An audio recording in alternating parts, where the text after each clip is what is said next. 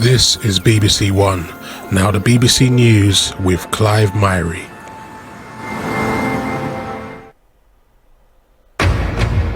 Tonight at 10, the Queen's grandchildren hold a solemn vigil at her lying in state ahead of the funeral on Monday.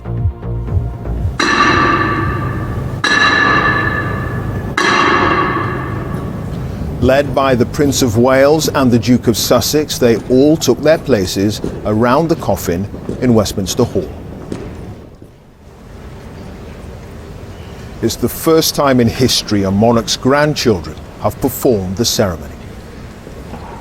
Complete privilege, absolute privilege to see them honouring their grandmother. A moment that I won't ever forget. To see her grandchildren sort of respecting her like that was so moving, really moving. Thousands continue to queue to see the lying in state, and earlier those near the front had a surprise visit.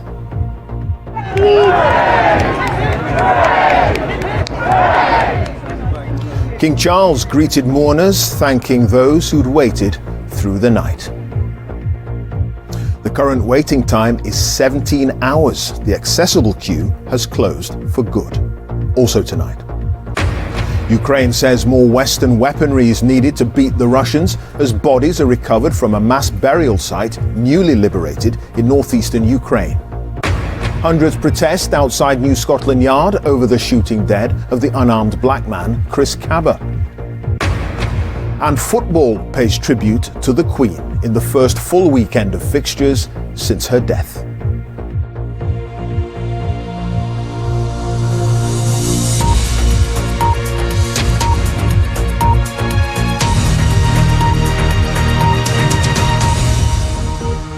Good evening. The Queen's 8 grandchildren, including Princes William and Harry, have held a vigil at her lying in state in Westminster Hall. It's the first time in history that a monarch's grandchildren have performed such a ceremony on their death. Earlier, the King and the Prince of Wales met members of the public, queuing to pay their respects to the Queen. They thanked those who waited through the night. Others hoping to see the lying in state have been warned the general queue could close any time if there are too many people. The waiting time is currently around 17 hours, with long lines stretching 5 miles along the River Thames to Southwark Park. The Queen's coffin will be moved to Westminster Abbey for the state funeral on Monday morning. Here's our royal correspondent, Nicholas Witchell.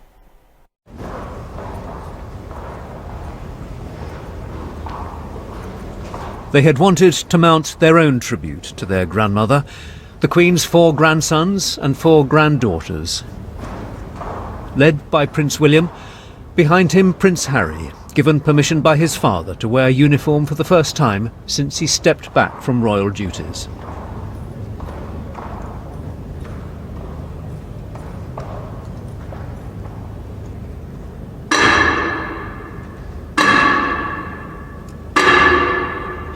On the signal of the officer of the watch, the 8 grandchildren mounted the catafalque to take their positions.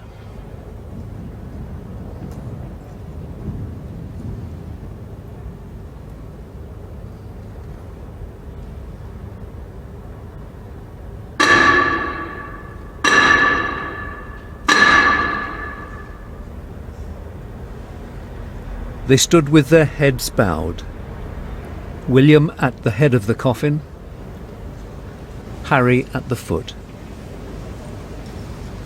From Princesses Beatrice and Eugenie, a written tribute to their grandmother today, they described her as the loving hand on our backs, leading us through the world. The grandchildren's vigil lasted for 15 minutes, a tribute to match that mounted last night by the King and his brothers and sister. The royal family coming together to both share in and lead the public mourning.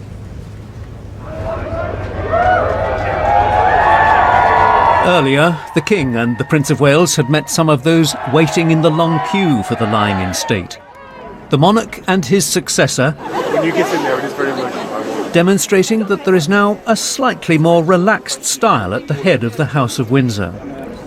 Both Charles and William have a natural warmth. dressed last night. Appreciated today by people who'd queued through a cold night along the banks of the Thames to reach Westminster Hall.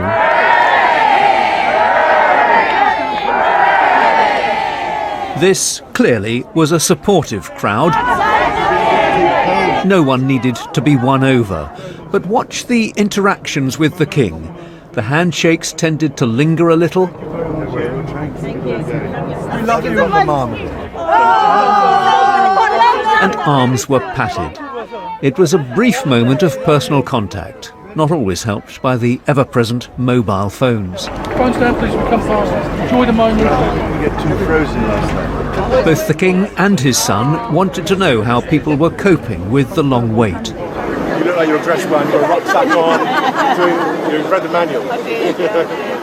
So this team has been managing what we call Sector 2. Just before the walkabout, the King had visited one of the main control rooms where the Metropolitan Police is coordinating the immense operation being mounted by all the emergency services, possibly the biggest such operation London has ever seen.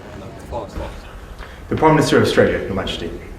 Then this afternoon at Buckingham Palace, a series of audiences with Prime Ministers of some of the other countries where the British monarch is head of state. The Prime Minister of Jamaica, Your Majesty. Some are already reviewing their links with the British Crown. Decisions on that are for the future. Their priority now is to pay their tributes to their Queen. Canada's Prime Minister Justin Trudeau visited the lying-in state. Another visitor was Australia's Anthony Albanese, who's known to favour Australia becoming a republic. But a time of mourning is no time for politics, at least not publicly. Westminster Hall continues to be a place where citizens of the British nation and many others are coming to pay their respects. Nicholas Witchell, BBC News. Well, the accessible queue has been closed after reaching capacity, but the general queue remains open for now. Our correspondent Chichi Uzundu has been chatting to some of those who want to pay their respects to the Queen.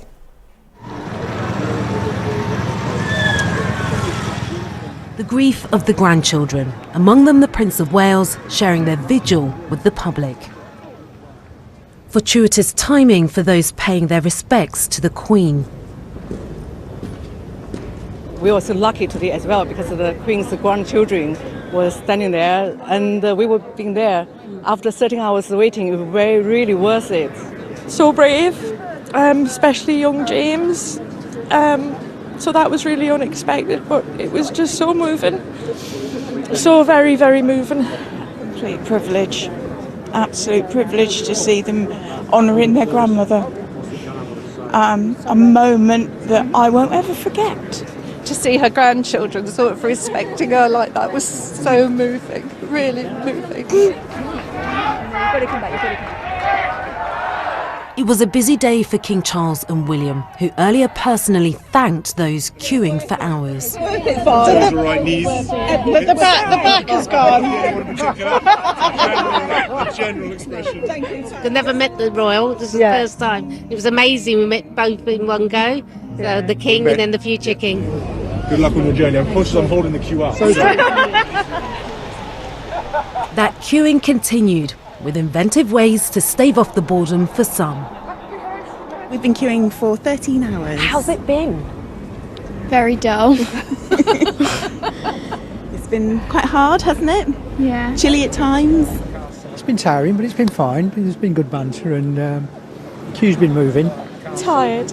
My feet are absolutely tired. But in the accessible queue for disabled people, anger and confusion. We've been in a queue since 1:15 and we've been told to come back between 2 and 3 a.m. Yeah. So now we've got to wander So this is the around. Abbey queue. We started at 9:30. 9:30 we joined the queue. 9:30 this morning. Yeah. And it's currently 5:15. She's been very cold. Yeah. And people have been worrying about her and making sure she's all wrapped up. At 4:30 this afternoon, people were turned away after officials closed it permanently to new entrants. It's been terrible. My daughter's got a hidden disability, but then also medical needs as well. So if I had the information yesterday that it was going to be an 8-hour queue, I probably would have chosen not to bring my 3 children. Since the opening of the lying-in state on Wednesday evening to midnight last night, more than 700 people have been treated in the queue by paramedics, with 81 being admitted to hospital. Tomorrow is the final full day to visit the Queen's coffin, and tonight it's expected to be another cold night, but it's not putting off the thousands taking the time to pay their respects. Chichi Zundu, BBC News. Well, our correspondent Jonathan Blake is at the back of the queue in Southwark in southeast London. Jonathan, it is 16 minutes past 10 at night? Are people still joining the queue?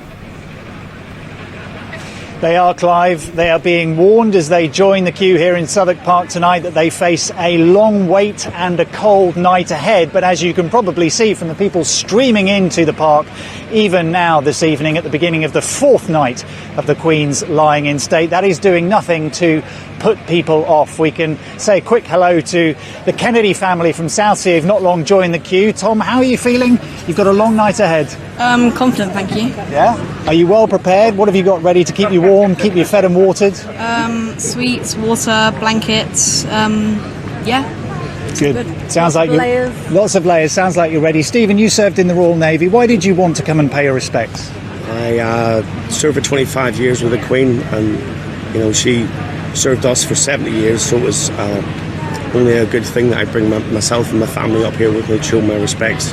So I'm looking forward to it. Don't care how long I stand for. OK, well, we wish you luck in the queue. I think it'll be early tomorrow afternoon by the time you reach the Queen's coffin. Thank you very much for talking to us. And if we just pan across, you can get a sense of the scale and the size of the queue here in Southwark Park, reaching to the gates in the distance. You might be able to see there where the queue leaves the park and makes its way down to the River Thames as the people waiting in line patiently begin that 5-mile journey between here and Westminster, becoming some of the last to view the Queen's coffin as it continues that lying in state. And as many people have said to us here today, in her death, Queen Elizabeth II has brought people together as she did throughout her reign. Jonathan, thank you. Jonathan Blake there, live in southeast London.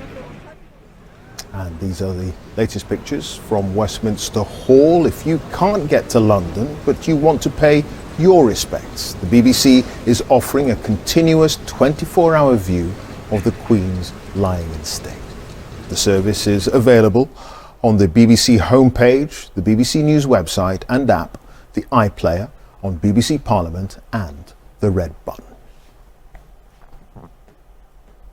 Well, the Queen's lying in state will end at 6:30 on Monday morning. Then at 10:44, her coffin will be moved from Westminster Hall a short distance away to Westminster Abbey, where her state funeral service will be held. The Royal Navy's state gun carriage, seen here rehearsing, will bear the coffin drawn by 142 sailors. Senior members of the royal family, including the new king and his sons, Prince William and Prince Harry, will walk just behind the procession. Then at 11 o'clock, the Queen's funeral, expected to be attended by 2,000 guests, will begin with the service led by the Very Reverend Dr. David Hoyle. And he's been speaking to my colleague, Rita Chakrabarti. Leading the Queen's state funeral on Monday is a momentous task for Dr. David Hoyle. He says he seeks to balance formal mourning and private grief. Right at the heart of this is a family funeral. We mustn't forget that. Deeply personal and a very difficult thing for a family to navigate. But this is also a celebration of a quite extraordinary life. This is an opportunity for us all to mourn, all to remember. And this is also a place for a bit of hope. That's the job of the church. And what about the Queen's own personal links with the Abbey? They were profound. I point out from time to time that this is the place where she took the promises that defined her life. So this is the place where she married in 1947, and she made those promises that sustained that extraordinary public marriage that they then lived out. And this is the place where she took her coronation oaths. So the Abbey shaped her life. I met her on a number of occasions. Occasionally, she talked about the Abbey with great affection, and she talked about what had happened here. And what about your own personal feelings about leading the funeral ceremony? Are you nervous? If I sit still for too long and start thinking about the significance of the moment and the eyes that are on you, then yes, honestly, of course I am. There's a huge sense of privilege. I mean, what an extraordinary place to be at a moment like this. There's a bit of a sense of responsibility. I also have around me a quite wonderful group of people. So this place steps up on these occasions. It will be fine. And at the end of it all, what would you like people to be able to take away from it? I think we need to recollect this is a state funeral. So this really is something that is intended to be seen. It's very visual. It's also intended to be heard. I think one of the things we are trying to do is to take all that emotion, all that interest, all that care that we can see in the queue for the lying in state, that we can see in the parks where people are laying flowers, and feel that we have managed in the Abbey to provide a focus for that. We've put it into words, we've given the grief somewhere to go. Dr. Hoyle, thank you very much. A pleasure. Thank you. The Very Reverend Dr. David Hoyle speaking to my colleague Rita Chakrabarti. Well, tonight details have been released of how the public can watch the Queen's funeral on Monday. The service will be broadcast on TV and radio by national broadcasters. There will be special viewing places along the route of the funeral procession in London and Windsor.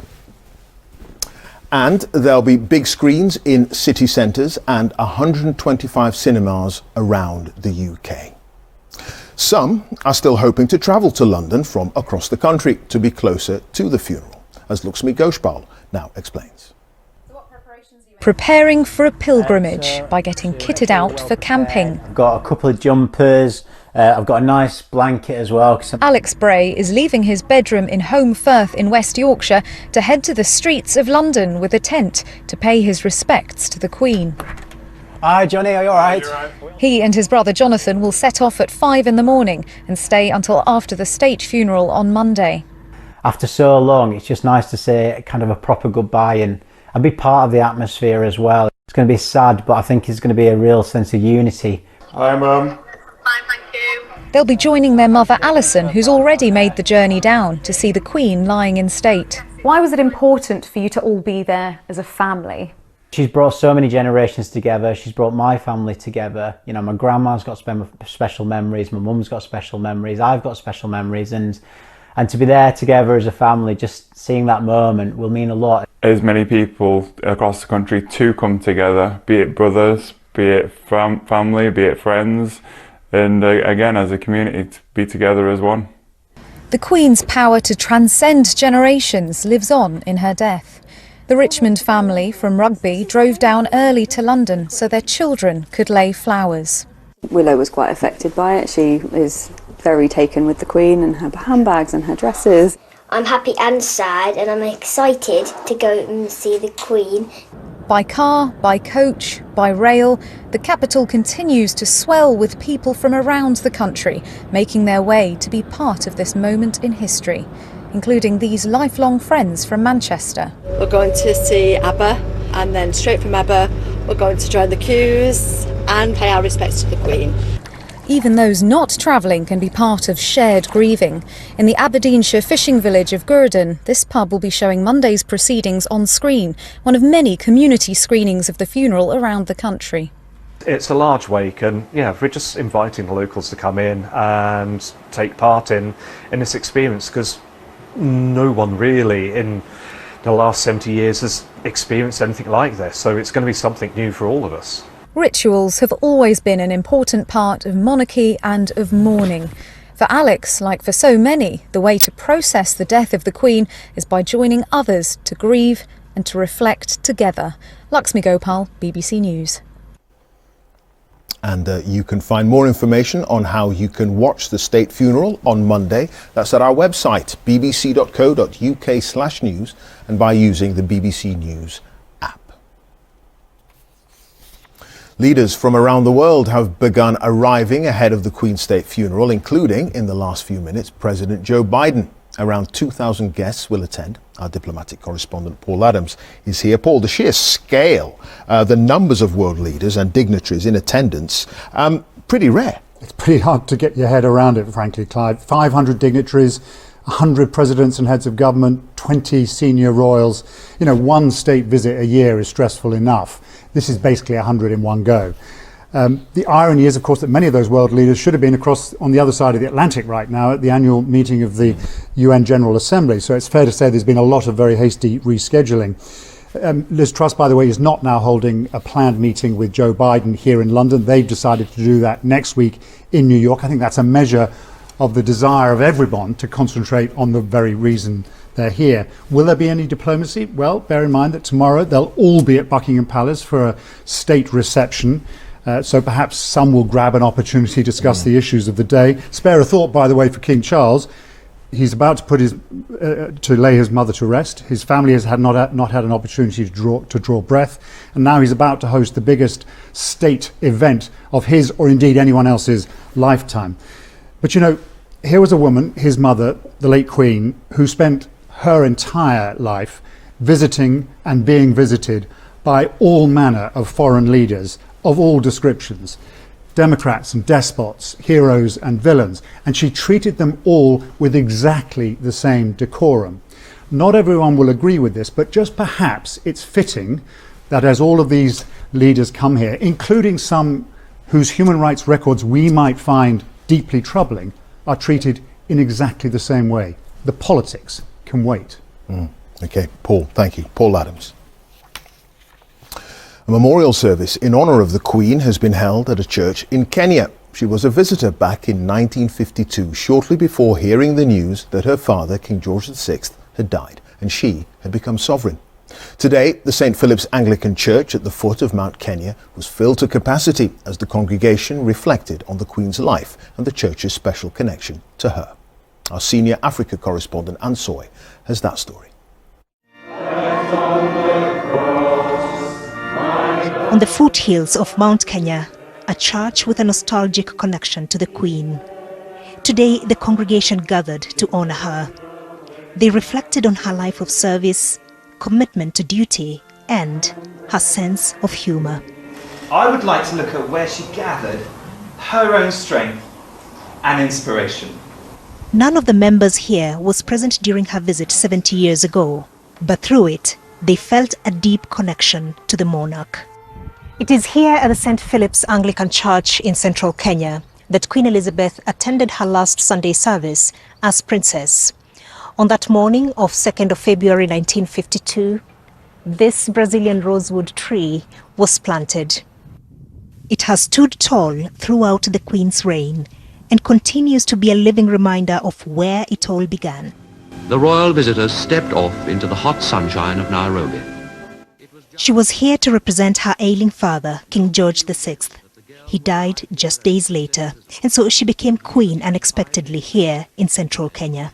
I was in school, and I remember that we had to line up while we are in primary just to see her. And for today, I still have that memory of her. The Queen still remembered the small church even during her coronation and gifted them a souvenir from the ceremony. She sent a piece of the Westminster Abbey carpet, which we keep very safely, as a memory of her visit. It means a lot to us, together with the coat of arms and the other things that back up her connection with this church. Deep and lasting memories of a royal from afar, but so close to the hearts of the people here at the St. Philip's Anglican Church. Anne Soy, BBC News, Narumoru. To other news now, and Ukraine's President Volodymyr Zelensky says investigations into possible Russian war crimes are continuing in the northeastern city of Izium. Several bodies have already been exhumed from a mass burial site on the edge of the city, which was recently retaken from Russian forces. Ukrainian officials say more than 440 people are buried there. Izium is just one of several areas recently liberated by Ukrainian troops. However, heavy fighting is continuing in the areas circled just over there. Our correspondent James Waterhouse has the latest from the capital, Kyiv. Ukraine is as determined to document as it is to fight. In Izium, liberation has turned more bitter than sweet. Hundreds of bodies, now a dossier of evidence over claims of Russian war crimes. All uncovered after a series of Ukrainian counter-offensives in the northeast. In newly released footage, what Russia wants to say is that their plans have not changed. As they look to hit back, the US had this warning if chemical or nuclear weapons were being considered. Don't. It will change the face of war, unlike anything since World War II.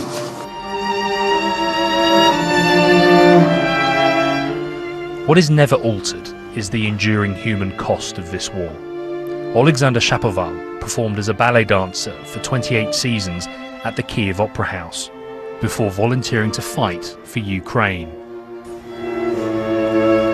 This week, he was killed in a mortar strike in the east. Олександр був надзвичайно світлою людиною. There's not a single person in the theatre who wouldn't love Alexander. He was a talented artist and an incredibly kind person. He could not go and defend his family, friends, and all Ukrainians. What this is a combination of grief and pride, not just of Alexander's accomplishments in the Opera House, but because of the cause he died for. And that's the point. Ukraine has always known why it was fighting and the price it was willing to pay. It's hard to imagine another escalation in a conflict already full of incomprehensible pain. James Waterhouse, BBC News in Kyiv. Hundreds of people gathered outside New Scotland Yard in London to protest the shooting dead of an unarmed black man earlier this month. Many of the demonstrators carried placards bearing pictures of Chris Cabba, who was 24. His family has accused the Metropolitan Police of racism, and the police watchdog is carrying out an investigation. Our correspondent Celestina Oluludade has that story.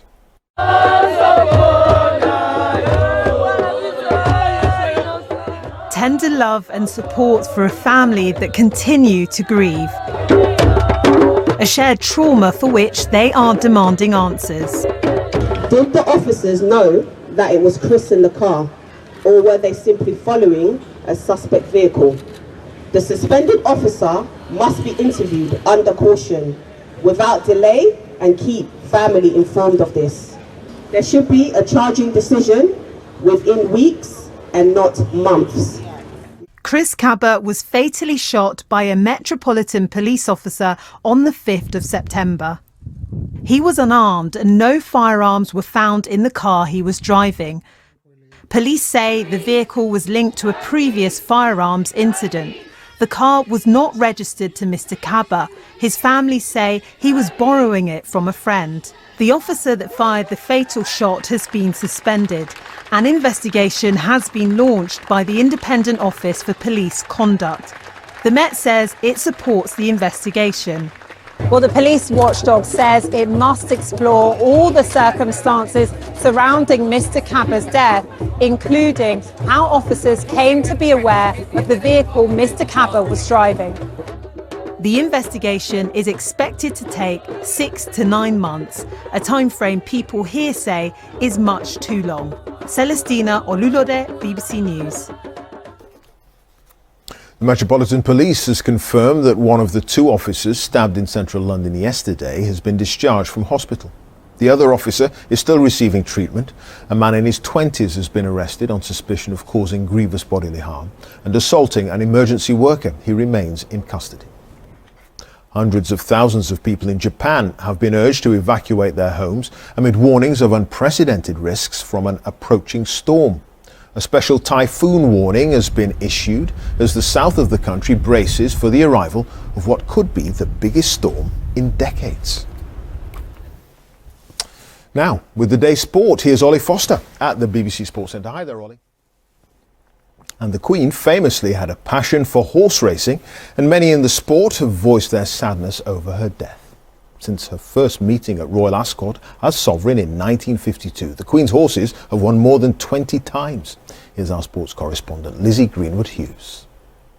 After working closely with the Queen as her racing and bloodstock advisor for more than 2 decades, there are very few people outside of the royal household who knew Her Majesty as well as John Warren. She was so clear-thinking.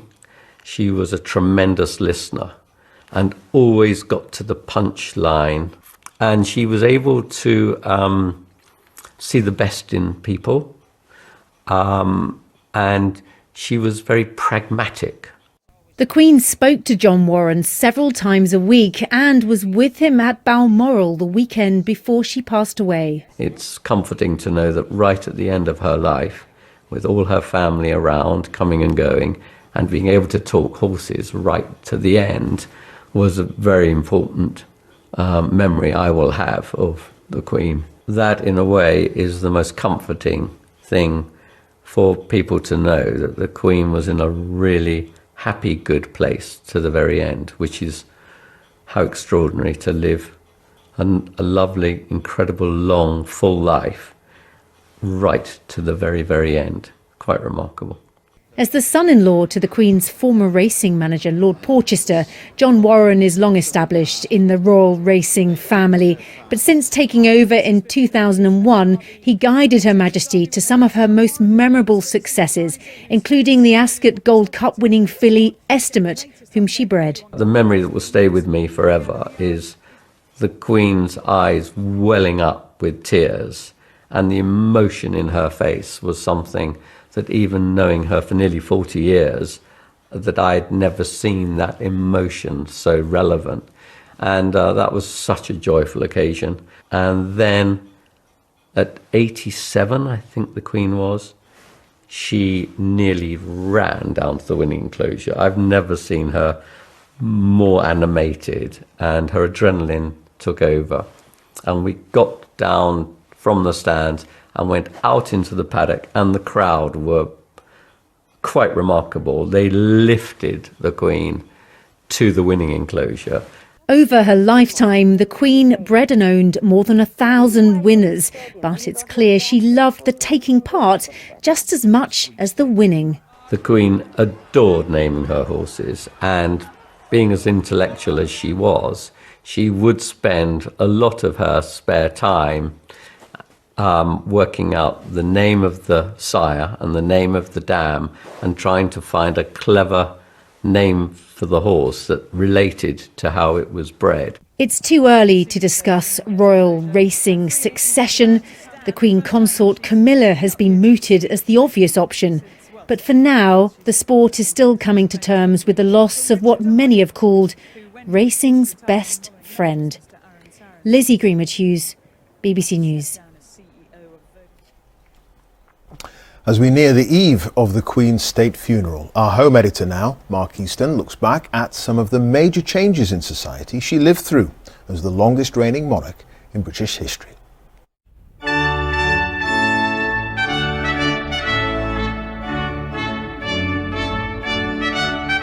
Into the grey of post-war austerity, a beautiful young woman was presented as a new beginning for an impoverished kingdom and its crumbling empire.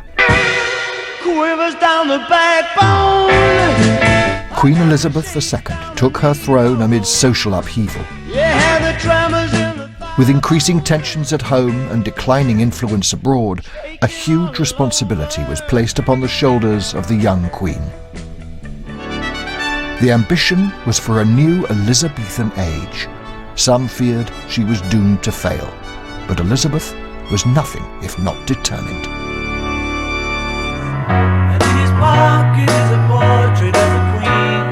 In the 60s, the Queen became a bridgehead between continuity and change. In science and in culture, Elizabeth walked a line between tradition and modernity. Majesty's a pretty nice girl, but she doesn't have a lot to say.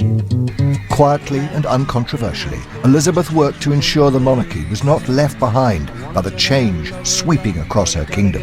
She seemed pleasant enough to us, made us relaxed. They wanna make a mind. Amid the social conflict of the 70s, the Queen ruled a less deferential kingdom. A time when authority and the established order was being challenged. But predictions of a wave of republicanism proved unfounded. And marking 25 years on the throne, the Queen's Silver Jubilee in 1977 was a moment when the nation came together to celebrate the monarchy. When I was 21, I pledged my life to the service of our people. Although that vow was made in my salad days when I was green in judgment, I do not regret nor retract one word of it. Stars in your eyes, little one, where do you go? The 1980s saw the Queen encourage the next generation of royals to take centre stage. The land of make-believe.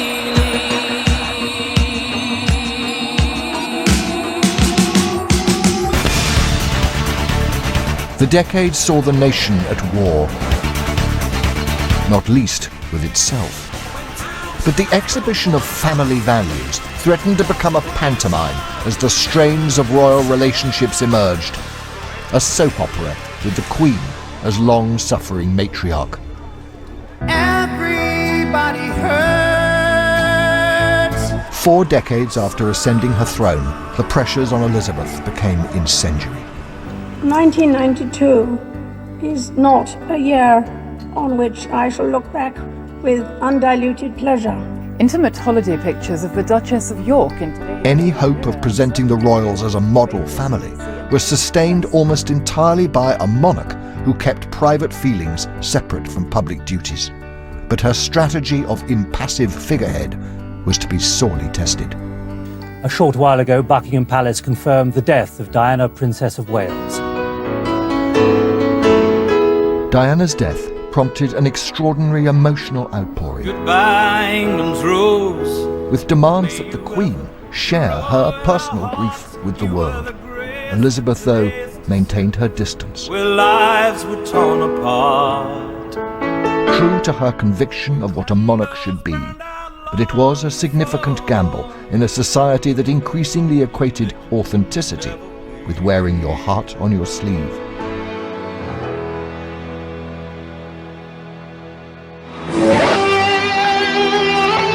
A critical test of relevance for the monarchy and for Elizabeth was her Golden Jubilee in 2002.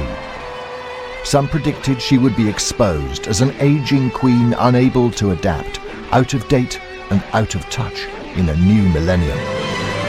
The Jubilee girl is here, Papa! Contrary to many commentators' expectations, vast numbers joined in the festivities. To survive tumultuous change, the magic ingredient appeared to be consistency. By the 2010s, 4/5 of Elizabeth's subjects had never known another monarch. At the opening of the Olympic Games in London, organisers placed the Queen centre stage in telling the story of Britain. A global audience saw a monarch with the self-confidence to be part of an elaborate joke. Good evening, Mr. Bond. Without ever losing her dignity. Good evening, Your Majesty. She had become a national treasure, a jewel in her own crown. My government will hold a referendum on membership of the European Union. But 4 years on, and Elizabeth found herself on the throne of a disunited kingdom. The Queen sought to emphasise her neutrality. The palace, horrified at claims she had views. Amid Brexit rancour, her message was of love. The cumulative impact of thousands of small acts of goodness can be bigger than we imagine.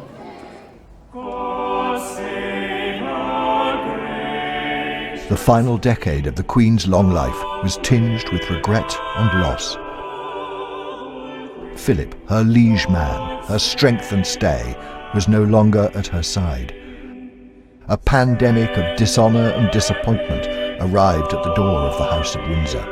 Elizabeth's health began to suffer. But as she physically withdrew from public life, her importance as a national figurehead became more pronounced. Across 8 decades, the Elizabethan age was the frame in which the nation's affairs were set, and Elizabeth the golden thread through the history of her kingdom. A great queen, with values for all time. Reflections on a long life. Mark Easton reporting there. Now, time for a look at the weather. Here's Sarah Keith-Lucas. Hi there. Hi Clive. Well, we've had a lot of dry weather out there today, some blue sky by day and glorious colours painted the sky as the sun set a little bit earlier on this evening. As we head through the rest of tonight then, we're going to be keeping some of these clearer spells across southern parts of the UK. Further north we've got more cloud around, and that cloud will just drift its way a bit further south over the next 24 hours or so. So 1 or 2 showers tonight to come across parts of Scotland, and then later in the night drifting through Northern Ireland into the far north of England as well. But further south, that's where we keep the clearest skies for longest, so perhaps even temperatures low enough for just a touch of grass frost for central southern England and South Wales first thing. Now through the day tomorrow, a bit more cloud in general than we've seen today. 1 or 2 showers again for parts of Scotland, a few for Northern Ireland into northern England as well. Not quite as windy as it has been, but still a bit of a northerly breeze blowing along those east coasts, bringing the odd shower. So temperatures there in the east between about 12 to 16 degrees. Further west, the warmest weather, highs up to around 18 for the likes of Cardiff. Now if you are heading to London over the next few days, the weather looks predominantly dry. There will be a little bit more cloud than we've seen of late, but less wind, and those temperatures just picking up a little bit over the next few days. So high pressure very much dominating our weather as we head on into Monday for Her Late Majesty's state funeral. Most of us set to stay dry, just a small chance of 1 or 2 showers, a bit more rain into the northwest of Scotland, but it will be a touch warmer by the time we get to Monday, with top temperatures up to around 19 degrees. Clive. Okay, Sarah, thank you. Sarah Keith-Lucas there. That's it. Continuing coverage of the lying in state, of course, on the BBC News channel and on our webpage. But from me and the team, have a very good night.